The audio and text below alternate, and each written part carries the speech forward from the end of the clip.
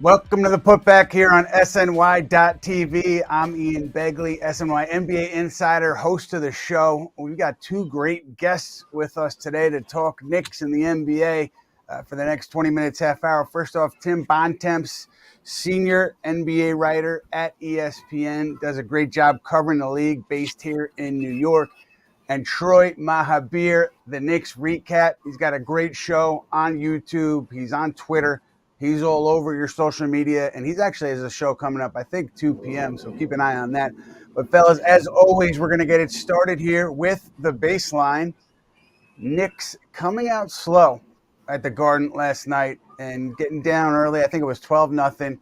Coming off that West Coast trip, sometimes you see that in the NBA, but Karl Towns gets them going with that personal 15-0 run, and then they kind of take off in the third quarter and coast to an easy win, surprisingly easy win. Tim, what did you make of that game yesterday, kind of a seesaw early on? I mean, honestly, it just sort of reinforced where the Heat have been for the past couple of months, right? I mean, going back to the trade deadline, they're now, I believe, 4-14 since trading Jimmy Butler. And obviously, a lot of that has been because of horrible fourth quarters. They came into last night's game getting outscored by 29 points per 100 possessions in the fourth quarter, which is just unfathomably bad. Obviously, the third quarter was 41-15 last night, but Knicks came back home. Karl had a great surge there to get them back in the game after falling behind early, and then, I thought it was mostly just about the Heat reverting back to who they've been rather than anything we really saw or learned about the Knicks. Right.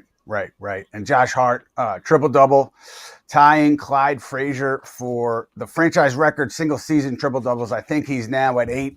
Got a couple weeks to overtake Clyde. I think he had a little message for Clyde in that process last night, too. And Josh Hart, again, talking about seesaw, coming off a game where he really struggled against the Warriors, bounces back in a big way against Miami. I'm wondering for you, Troy, Josh, are you one of the people that would like to see Josh coming off the bench? Do you see him as a good cog in the starting five? Where are you at with Josh?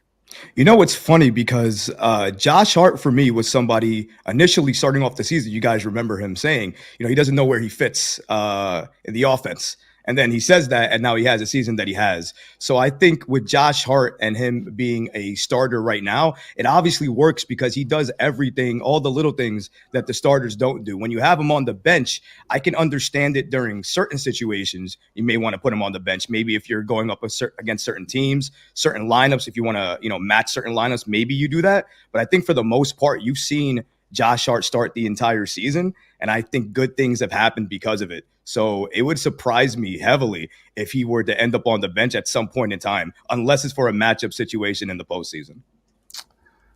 Tim, the shouting between Thibodeau and Hart in Golden State, cameras catch it, but you've been around this team, you've been around the league for a long time.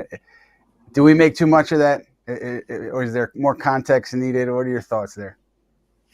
I mean, look, Tom and Josh are both wired in similar ways. I didn't really make much of it at all. Obviously it's been a long couple of weeks for the Knicks. Jalen Brunson gets hurt. They lose a couple of close games. You had the whole Mikal Bridges minutes thing. I think it's ultimately just much ado about nothing. And when you're in a situation like we are in the Eastern Conference as a whole, where there's really nothing to talk about for the next 4 to 6 weeks, really, until at minimum when the playoffs start, we're just going to be finding stuff to talk about. And I think this thing is just the latest example of that. And there's probably going to be several more between now and late April. And let's hope so, because we need some topics here to get us through to into the regular season. It's speaking of that game last night. Obviously, Towns goes on that 15-0 heater. And it's interesting because you're seeing now more of Towns and Mitchell Robinson on the floor together. Knicks are obviously taking a look at that. 19 minutes, I believe, so far. The defense has been very strong. It's a small sample size, obviously, Troy, but what do you see from that lineup? Do you like it? Do you want to see more?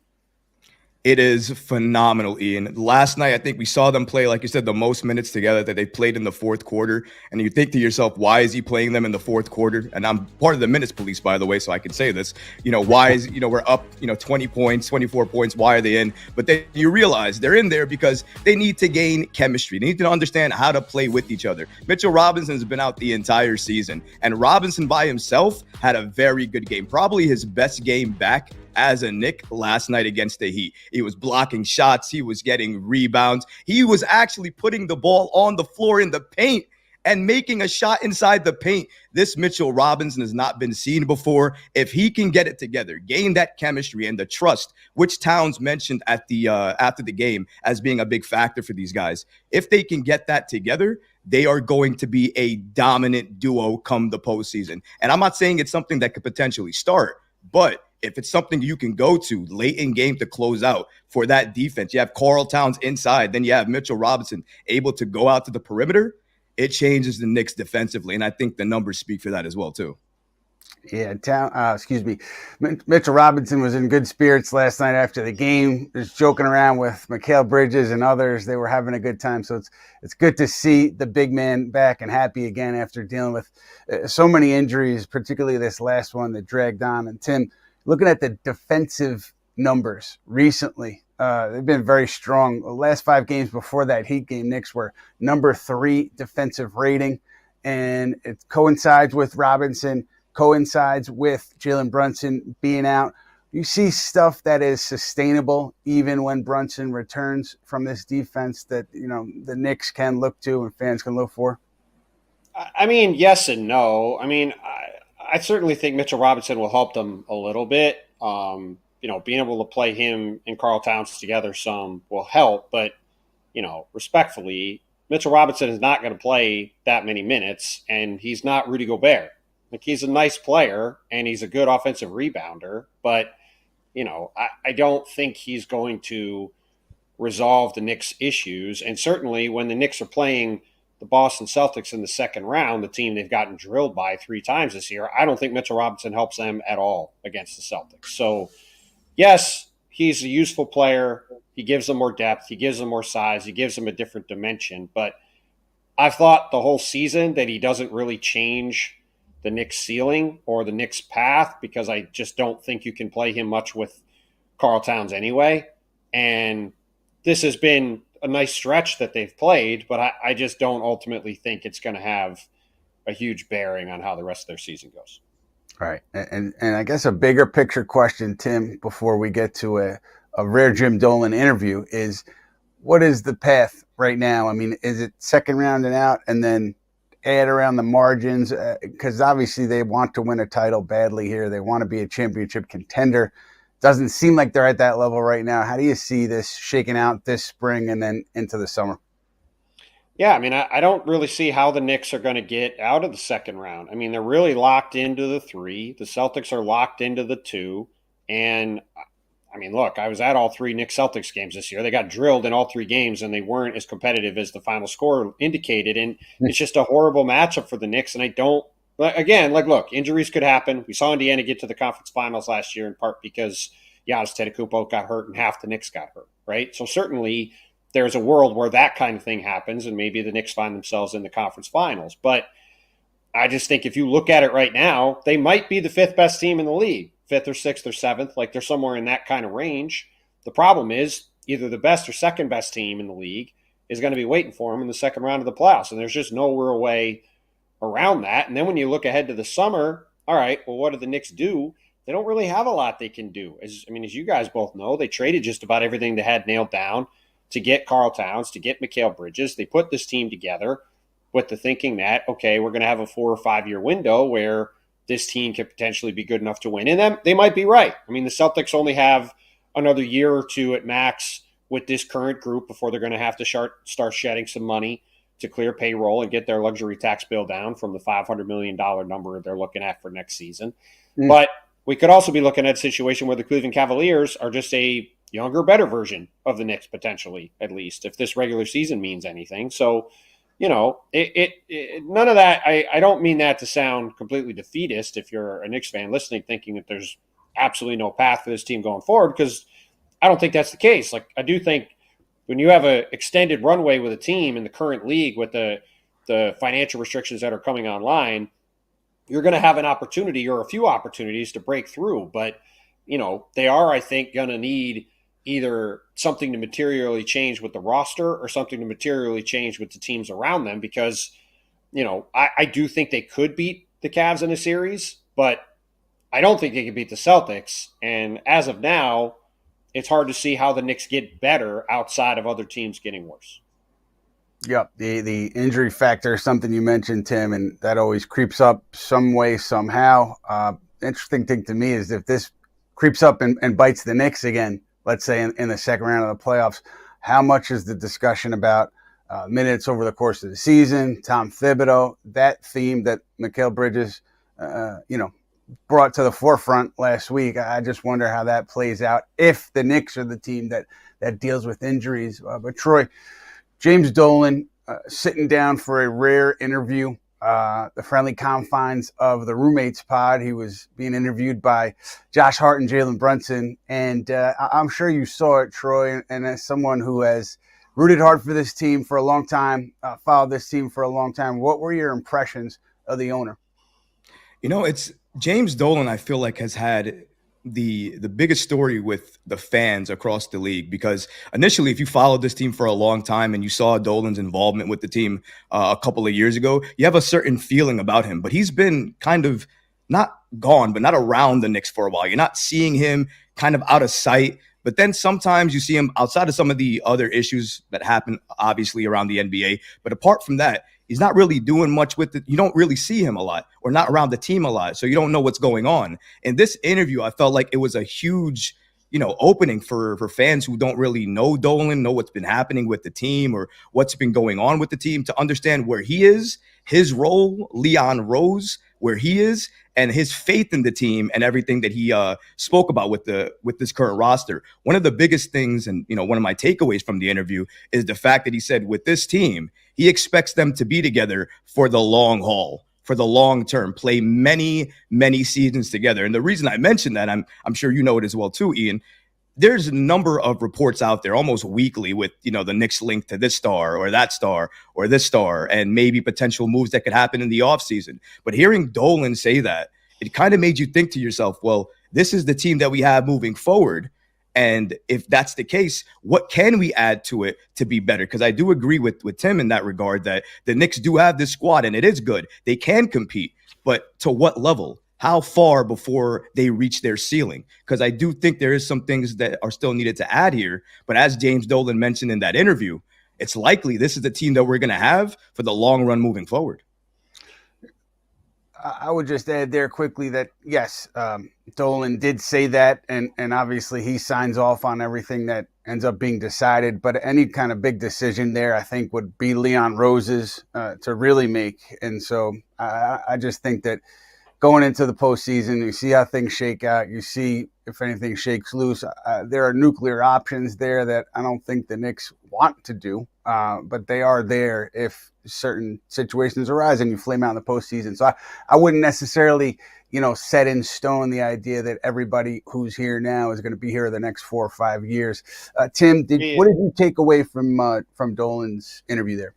Yeah, I mean, I think that's the main takeaway in general, right? On Hoop Collective, we have a long-standing motto that I coined, which is actions over words. And I don't really care what James Dolan said on the Roommates podcast, right? The question will be, what does he decide to do if the Knicks get swept in the second round, if they lose in the first round, if they lose in 7 games in the second round, if they make the conference finals, right? Whatever the end of the season is, that's, to me, and what their reaction is to that, that's what's going to matter. It's very easy to go on the Roommates pod and say, hey, you guys and none of your teammates are ever getting traded. It's going to be great. It would be quite something, even by Dolan standards, to go on there and say everybody's on watch on a podcast with 2 of his players. So let's wait and see what happens this spring and summer if the Knicks fall short again. Because look, let's go back to last summer. The weird thing about the moves the Knicks made, in my opinion, was there was no clamoring for the Knicks to do anything. Troy and every other Knicks fan was very happy with where the team was. They finally had some sustained success. They made the second round a couple of years in a row, right? There wasn't any disappointment even at losing to Indiana. The whole team got hurt. They're like, oh, yeah, whatever. Like, everybody got hurt, and it happens, and we'll come back next year and see where the Knicks are at. Well, then they turn around and trade everything they had nailed down for Karl Towns and Mikal Bridges. Well, that naturally brings expectations of this team is going to take steps forward. And if they don't take steps forward or they take a step backward, then what's the reaction to that going to be? I think we would all agree there shouldn't be a dramatic reaction to that. It should just be, all right, let's just keep moving forward and try to add some depth pieces and see what it looks like next year. But I don't think we can guarantee that there won't be any dramatic reactions. We've all been around New York and around the Knicks long enough. So, it all goes back to the same thing, which is actions over words. And let's see what happens in April, May, and June on in the court. And then let's see what happens in May, June, and July off the court as a result of whatever does happen. Right. And I did think it was interesting, too, that Dolan talked about a succession plan. No plans to sell either the Knicks or the Rangers, would like to keep it in the family. He's mentioned that in the past, and just him reiterating it lets you know kind of what the future is with this team. And I don't know, where the team is going to go, who inherits it. But Quentin Dolan, one of Jim Dolan's sons, has a high-ranking position at MSG Sports, and by all accounts is doing a great job. So it'll be interesting to see where that shakes out years from now. But in the here and now, Troy, when you hear your owner talk about Leon Rose the way he did, just your thoughts on the hire and what he said on the Roommates pod about hiring Leon and his rationale behind it. I thought that with Dolan regarding Leon, the fact when he had the call with him and he said that it was a really easy decision regarding Leon just accepting it. And I think when Jalen Brunson was talking about it and he said, his agent basically left him, and the way he said it was that he was happy for him because he was going to New York. And when he joined New York, he said that he didn't think Leon Rose would have ever took this opportunity or done this unless it was for a team like the New York Knicks. And I think that tells you what it means to bring or win a championship and bring it to New York, how much of a feeling and a meaning that is to anybody in sports, regarding if you're a player or an executive, whatever it is. That's exactly what I think Leon Rose was hired here for. And I think he even mentioned it. He has executed his plan to exactly the way he said he was going to do it. And a lot of times when, Dolan speaks about these things, I listen to it because I absolutely believe what he's saying here. And when he said that Leon Rose made all these moves and the plan went exactly as you said it was going to go, I was actually pretty shocked by that. Could not believe it. And I think Leon Rose has done a good job. And I think that's exactly what Dolan basically said during that entire interview. Yeah, some fun stuff there. I always appreciate when we see James Dolan on camera doing interviews. Doesn't happen often, but it's always interesting when it does.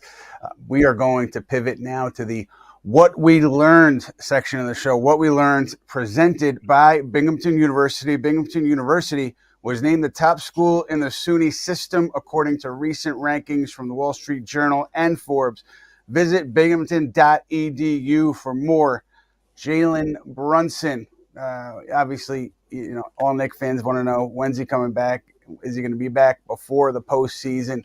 That's an obvious goal, right? To get him back before the playoffs, at least in the conversations I've had. I don't think anybody wants him going into game one of a playoff series cold, coming off an injury, not having played any games. So that's first and foremost. And, we noted it after the injury, the scan and the x-ray led people to kind of breathe a sigh of relief, led people to believe that it was not as bad as it looked, and they had avoided, those worst case sprains, like the grade 3 sprains were avoided. And so it was more so week by week than it was, several months out. And we're going to get an update this weekend, Tim, but with Jalen out, what have you learned about this group? I'm not honestly sure we've learned that much, right? I mean, we know who the Knicks are when Jalen Brunson's out there. And if the Knicks are going to go anywhere, they're going to need Jalen Brunson out there for 40-plus minutes a game, right? And we already knew that Deuce McBride is a really good backup point guard, probably one of the best backup point guards in the league. So, I mean, I think they've sort of just done more or less what I expected. I mean, going 3-3 in these 6 games is right about what you'd think, right? They beat Sacramento and Portland. They lost to the Clippers, Lakers, and Warriors, and they came home and beat the Heat. Like, that's all pretty much exactly what I would have thought. So, Tom Thibodeau has always done a good job, as you guys both know, at all of his stops of sort of maximizing the players he has available, and he's always done well when he's had shorthanded teams. And I'm sure these guys will continue to crank out some wins until Jalen's back. But, to me, the real question is just going to be, what can those guys do guarding at the highest level in the playoffs? And we're probably not going to learn that until we get Jalen Brunson back on the court, see what he looks like, and then see who the Knicks are facing off with in the first round of the playoffs in a few weeks. Right. And we were critical of the 2 wings, OG Anunoby, Mikal Bridges, back when the Knicks lost to Boston around that stretch. And those guys, to me, have played really well. Not every game, but whether it's one or the other across this stretch without Brunson, I've been impressed, especially Bridges, very efficient. So those 2, maybe that there's some carryover there, but I agree with you, Tim. There's not a lot to take away. People talk about the ball movement. Well, listen, you're not in this position with the Knicks, having these pieces here, being a contender the way you are without Jalen Brunson, without the ball in his hand. So I think that's a bit of an overreaction. But Troy, I'm curious, from your perspective, what have you taken away from this group and their games without Brunson?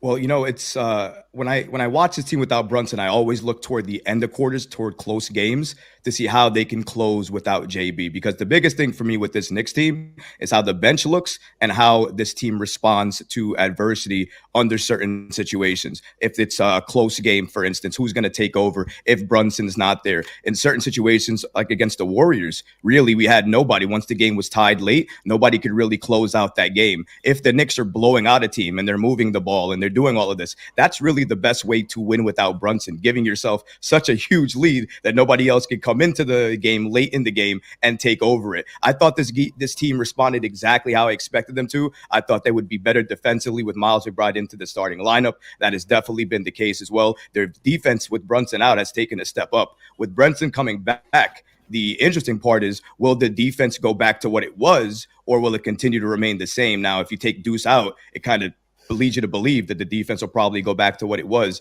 But that defense and how good it looks now, that needs to continue when Brunson comes back, because it's one of the biggest things that you can take away from this team without Brunson. Defensively, it just looks a little bit more night and day. Now, maybe that has to do with Mitchell Robinson being back in the lineup. We'll have to wait for Brunson to come back to see what it looks like. But defensively, I mean, that's the biggest takeaway for me without this team with Brunson. And also, who else is going to be able to close games without Brunson? And right now, there's really nobody on that list. Right. Yeah, I mean, that's the thing. Like, you could take away that the Knicks are better on defense without Jalen Brunson, but you're not going to say the Knicks shouldn't have Jalen Brunson on the court, right? Like, this is sort of the it's the problem with. I mean, problems may be a strong word, but it's the complication of the way the Knicks are built. Like, if you've got him and Karl Towns, you're going to have an unbelievable offense, which they do. You're also going to have a pretty mediocre to bad defense, which when they're both playing, they do. And like, that's, the goal, I think, going back to the summer, I sort of compared them to the Nuggets when they won the title a couple years ago. That team was somewhere in the 12 to 15 range. So can the Knicks be a slightly above average defense with those guys? That, I think, is the real question. And I think so far, at least with Karl out there, the general consensus on that would have to be no, that they're not going to be an above average defense. And if they're not, it's, like I said, it's just hard to see the path beyond what we think they're going to be now, which is another second rounded out team. Right. And we did see a little bit of a reunion of sorts with the Villanova boys plus Donte DiVicenzo in an ad. I believe it was a March Madness ad. And it seems like DiVicenzo, for so many Knicks fans, is the one that got away. I don't think that there's a realistic path, Tim, to this. But I just wonder for you, Knicks at some point, not in free agency, trading for DiVicenzo. I don't see it. I think Minnesota wanted him in the deal for Towns, and also he's on a very good contract. So I don't see that transaction happening. Just curious, your thoughts. Yeah, I mean, it could happen at some point in the future, right? It's not like these guys are 35, so I could see him coming back at some point down the road. But yeah, I mean, look, the Knicks, gave him up in the deal in part because, like you said, Minnesota valued him and valued his skill set, and he is on a great contract. So I would say it's unlikely. And look, I think this goes back to the question I had before. And I mean, honestly, I'm not a Knicks fan, so I'd be curious what Troy's opinion is as a Knicks fan. Not to take over hosting your show, but please do. Or 2/3 of the way through this season after these trades, like, would you have preferred that either they just made the Mikal Bridges trade and waited, or I think really overall, like, would you have preferred they just sort of kept their powder dry and waited a year and wait to see who was available potentially this summer via trade as opposed to the path they took? Or do you feel good about the two moves they made with where everything sits on March 18th? It's funny because initially when they made that move, I wasn't happy with it. I didn't like it because initially I thought that, when Towns came here, I knew what he was going to provide, but I always thought about the defense. And even when I accepted the move, I knew that Towns still wasn't going to be able to give you that defense. I honestly wanted to see how it looked like with Randall that 1 year before they made any moves. That's just me personally, just to see what that team could have done, because they already had the chemistry built in. So when you added the one piece to see what happened, and obviously that probably had chemistry with it because he's another Villanova guy, you thought that it could work. After they made the Towns trade, like I said, I was initially upset about it, but after the year he's had, the numbers he's put up, and what he's done on offense, it's really hard to say the Knicks made a bad move with the Towns trade given what he's done. But to your point, Tim, it all goes back to defense. And defensively, we all knew what Karl Towns was. And I think a lot of fans now, they're seeing Towns in, some defensive situations, not doing what maybe a Mitchell Robinson would do in that situation and kind of getting upset by it. But in my opinion, I kind of knew that, because I knew Towns was never going to be that level of defender. Maybe he could get better under Tom Thibodeau, a little bit of growth there, but nothing to change anything. So it is a good question that maybe a lot of fans, including myself, would have probably liked it if they waited a year, tried it with Randall, and then maybe afterwards see what happened. But we can't do that now, unfortunately. I think one thing that's worth noting, I think the Bridges trade, sure, that's going to happen regardless. But I just wonder on the Towns deal, would they have been as aggressive if they thought Mitchell Robinson was going to be healthy for training camp?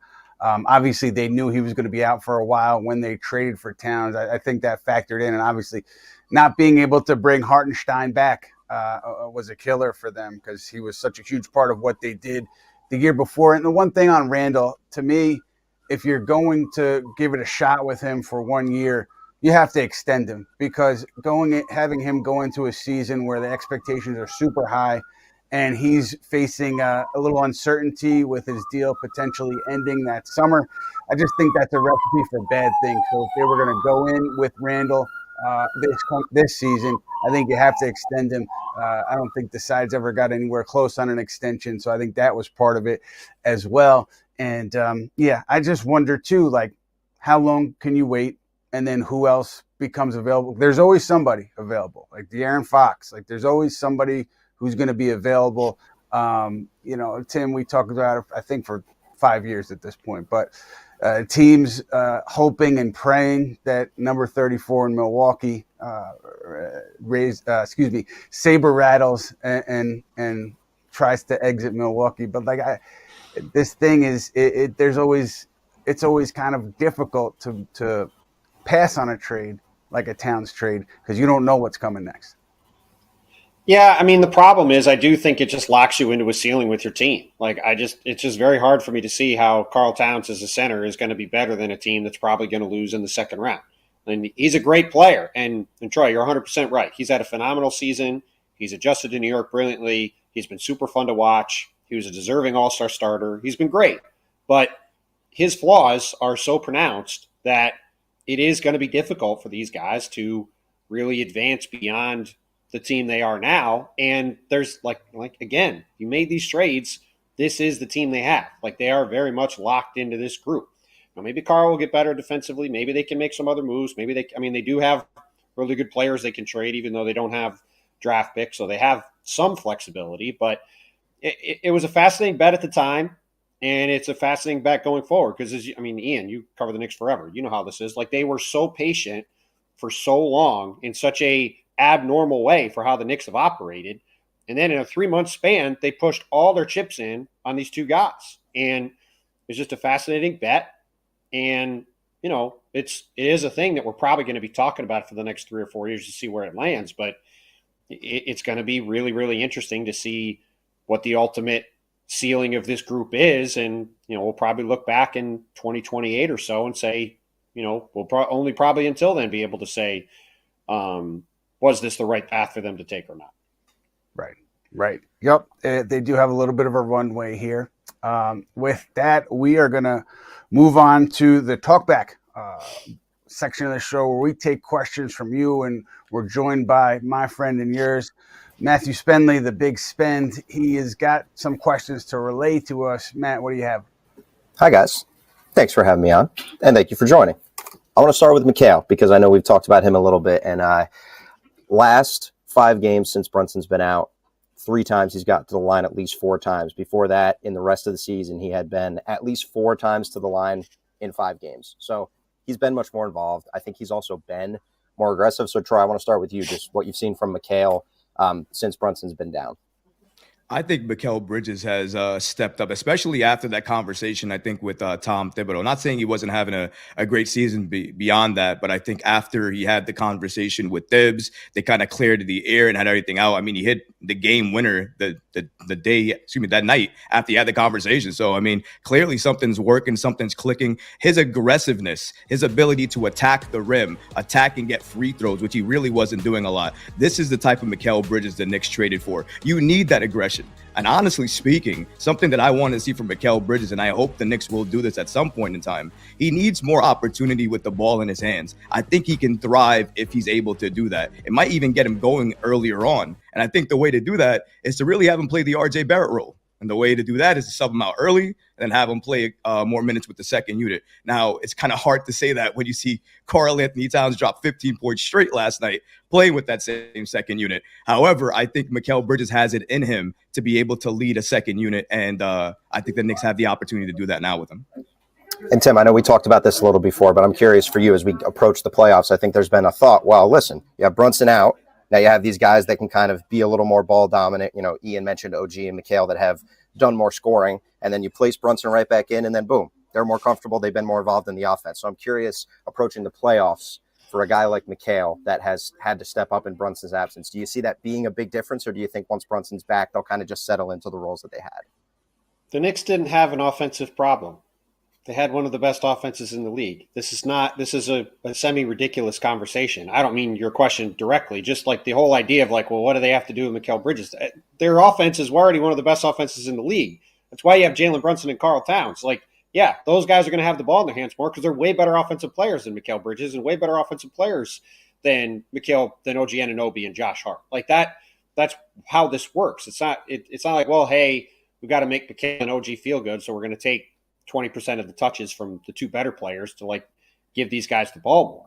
Like the Knicks had, I think they've been top 3 in the NBA in offense all season. I think they're still there, right up there with Boston and Cleveland. So I don't think any of this has to do with the offense. It all goes back to the other end. Now, I guess you could say, well, is Mikal Bridges going to guard better if he has the ball a little more? Sure. But I haven't watched the Knicks this year and felt like Mikal Bridges just isn't involved. I mean, he is getting to the line a little bit more because he is probably being a little bit more of an attacker with Jalen Brunson out, but he and OG are still getting plenty of shots.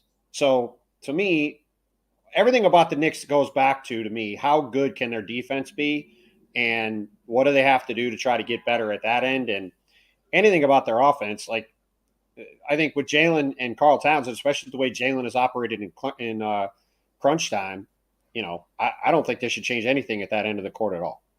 Sure. Totally fair. Ian, you have any other thoughts on Mikal, especially after his conversation with Tibbs, which I know you had reported on?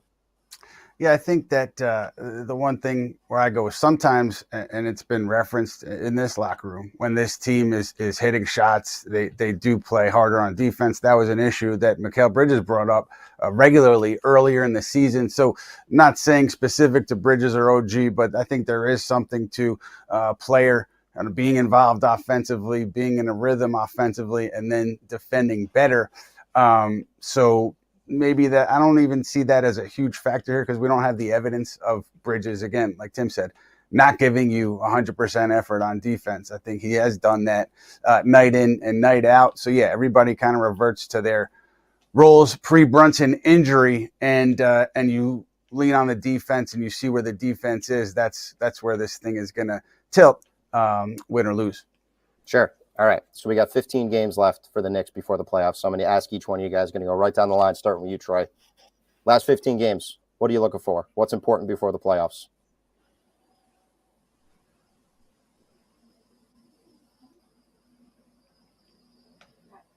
Don't know if I hear Troy. Troy, I might not hear you. Ian, can you hop in there? Oh, there we go. Yeah. I'm sorry. We got you. Troy, you're back. Yeah, go ahead, Troy. Sorry about that. So I was going to say with regard. Sorry, ask the question one more time. I apologize. I got you, man. No worries. Make sure Last I get it 15 right. games before the playoffs. What are you looking for? With the Knicks, I think right now is just gaining that chemistry together, playing together, making sure that they understand what that first unit and second unit are going to look like. Really, the Knicks don't have a bench unit like that right now. Some people, sometimes Shamet will play, Precious will play. We haven't even seen what will happen when Deuce goes back and Brunson comes back. This Knicks second unit has been a problem this entire year, and not being able to solve that has been an issue, and it will continue to be an issue. If they want to have success in the postseason, they have to use the remaining games to gain the chemistry, build the trust, not only with the starters, but also with that second unit. Ian?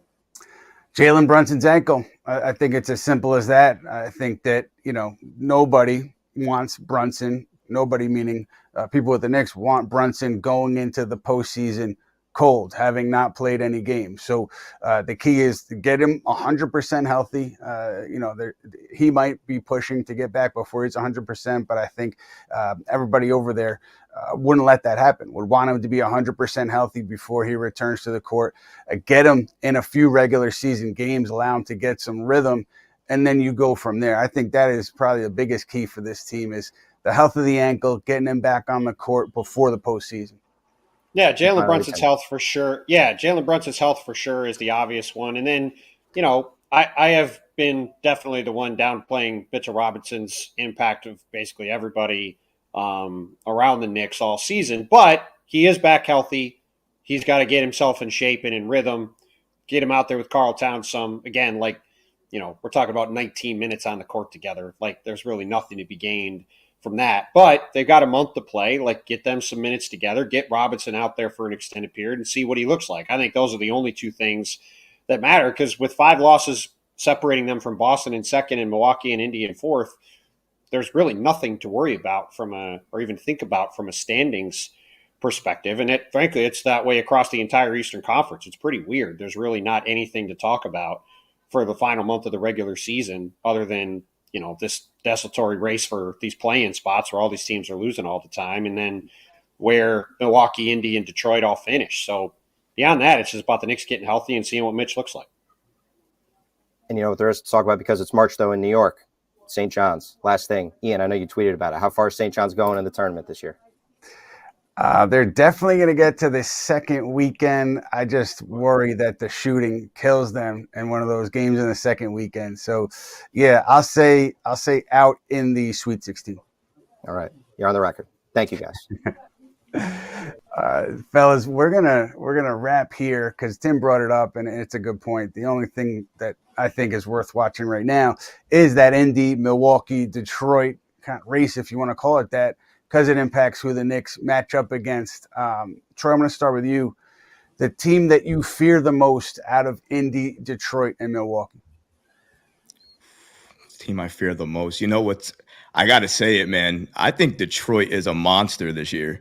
And I think it's really because of that guy, Cade Cunningham. Cade Cunningham and the way that he's playing right now, he's leading that team by himself sometimes. But I think the bench as well, too, that they have a very strong bench. They have the depth. I'm not saying that the Knicks are going to have a problem with them. I think if the Knicks saw them, I think they would be able to contain them. The reason I say they could be the biggest obstacle for New York is because they're a question mark. I don't know what they're going to do in the postseason. Maybe they could turn it up. I'm not sure. The obvious one is obviously the Bucks. That's why I didn't want to say it, because it's the more obvious one. The Bucks are the answer. The Bucks are the answer. This is a Knicks fan trying to sandbag his team. The Bucks have Giannis Antetokounmpo. They are the team that the Knicks should not want to play in the first round of the playoffs. That's very open and shut, easy answer. Indiana's very good. They have a elite offense. It could be a difficult series, certainly for the Knicks. The Pistons have been a great story. Cade's having a phenomenal year. JB Bickerstaff has done a great job. But this is a very easy answer. The Knicks don't want to play the Bucks in the first round. They're easily third of the three options.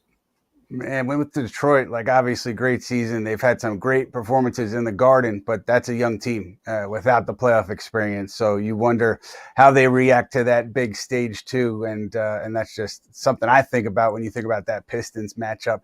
But we're going to see how things shake out over the remaining few weeks of this regular season. Tim Bontemps, ESPN Senior NBA writer, Troy Mahabir, the Knicks recap show on YouTube. Catch them on all your social media channels. Really appreciate you guys joining me, and that's going to do it for us here on the Putback.